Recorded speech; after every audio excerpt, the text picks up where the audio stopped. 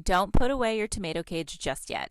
Now I take those stakes and duct tape them into a point and carefully wrap the flannel around the top hoop. Now I need some wool fabric. I mark a diagonal line. I use hot glue, forming a long cone shape. I slip the cone over the point of the tomato cage. I attach the faux fur. I grab a no-show stocking, stuff it with some batting, smushing it into a nose shape.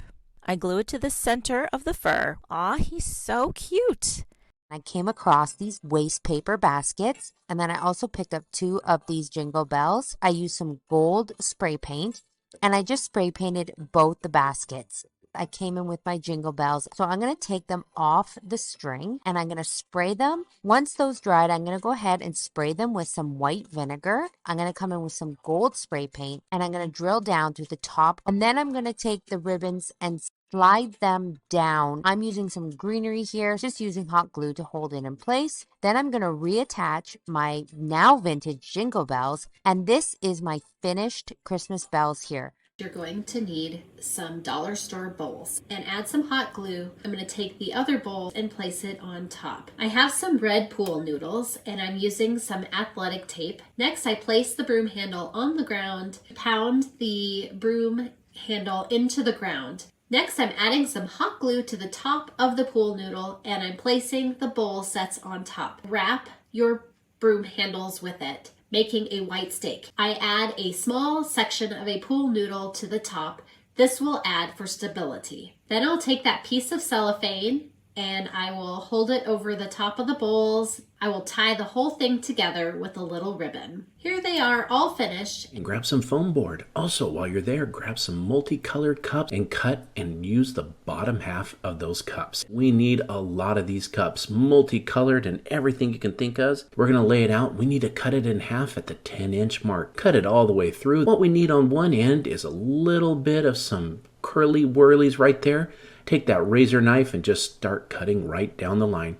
All it takes is a little bit of tape, bright white color. So go ahead and take that foam and just start spraying it all the way around, as if you're doing just a huge gingerbread house. That expanding foam, while it's drying, is going to hold it right in place. It is sticky. I used what's called a clear adhesive and just stick it right on there. It looks so good. It's ready for Christmas to invite all our guests. The first thing you need to do for this project is to attach a lot of command hooks. I also used these command cord bundlers. My garlands have a loop on the end. I began hanging one vertically and used the cord bundlers to keep it attached close to the wall. Next, I used a different hook and used a number of the command hooks and cord bundlers to attach the second garland across the top horizontally. The garlands are up and it's time to tie a big, beautiful red velvet bow. I attached my bow with a pipe cleaner to the corner where all of the garlands meet. The streamers can then be tucked right into the garlands. I picked up these oversized red jingle bells at Michael's and used a pipe cleaner to attach them securely. There you have it, a beautiful, lush garland to transition from one room to the other. I picked up a coir doormat at IKEA. These are inexpensive and so much fun to customize. The first thing I want to do is make a template, and I'm going to do that with freezer paper. I want to make sure that the shiny side is facing down toward the doormat and the paper side is facing up. Once I have the main pieces drawn out, I'm going to cut them. Using an iron on medium heat, I can just iron over this freezer paper and it's going to temporarily stick to the doormat. Just make sure that the shiny side is facing down. I'm starting with really basic craft paint and a really hard bristled stencil brush. I'm repeating the same process for Santa's beard using a white acrylic paint. Now I'm going to pull off these top little pieces here. I'm going to paint this black. The rest of this I'm going to freehand. I'm going to add the white trim of Santa's hat, some eyebrows, eyes, nose, and mouth. I have made a number of doormats using this technique. There is no need to seal it. This is going to hold up really well and it looks so cute.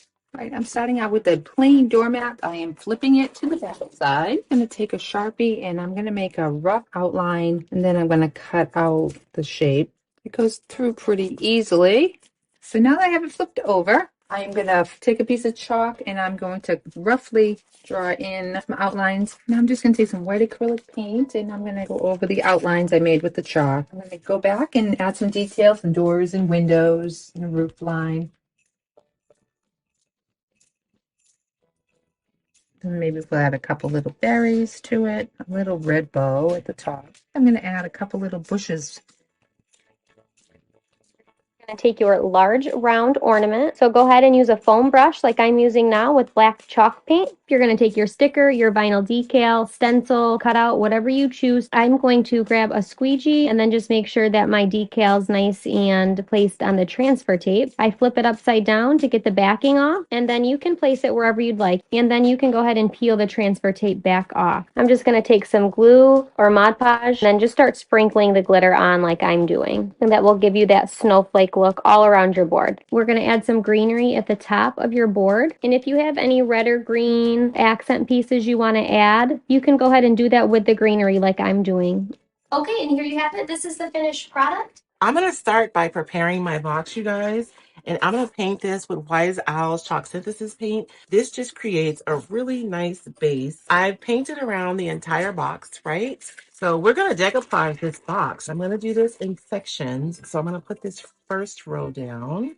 Once the paper dries, those wrinkles will go away. I don't want to put a ton of product right under my paper because then you'll see exactly where you stop and start. I'm going to fold this paper over. I'm actually going to use my scissors to trim my corners. I'm just going to kind of decoupage it and lay it down, and it's barely noticeable. We are going to seal this with the marine grade sealer. And that's it. The first thing I did was paint the bottom of each crate with the color green. Once the painter's tape was in place, I used chalk paint in the color white to paint the corners so that it would define the Christmas tree even more. I hot glued LED lights into place. I had one strand per crate. I hot glued some Christmas bulbs into place to help create the beautiful Christmas tree. And I hope this inspires you to create a faux Christmas tree of your own. The first thing I'm going to do is turn one of my bowls upside down, gently push with a hot, high temp old glue gun, and it's going to melt a hole right through our bowl. When you have your holes all in a circle, you just want to try and melt that part right between them so that it'll pop out a big circle for you. Sand off those rough edges. Feed these through the hole, and then I'm going to bundle this back up again. Now I have my second bunch, and I'm going to just put these right through the same hole. And now we're going to add one of our large bowls like so. I'm just going to add a bead of the adhesive right around the top here, secure that bowl right to the bottom bowl. And then I'm going to do the same thing with my second bunch. So I have 2 lights from each of my strands, and I'm just going to put that waterproof clear tape right across there. We have a little top on our beautiful lighted tower. I'm going to cut some of this and put it down around the bottom.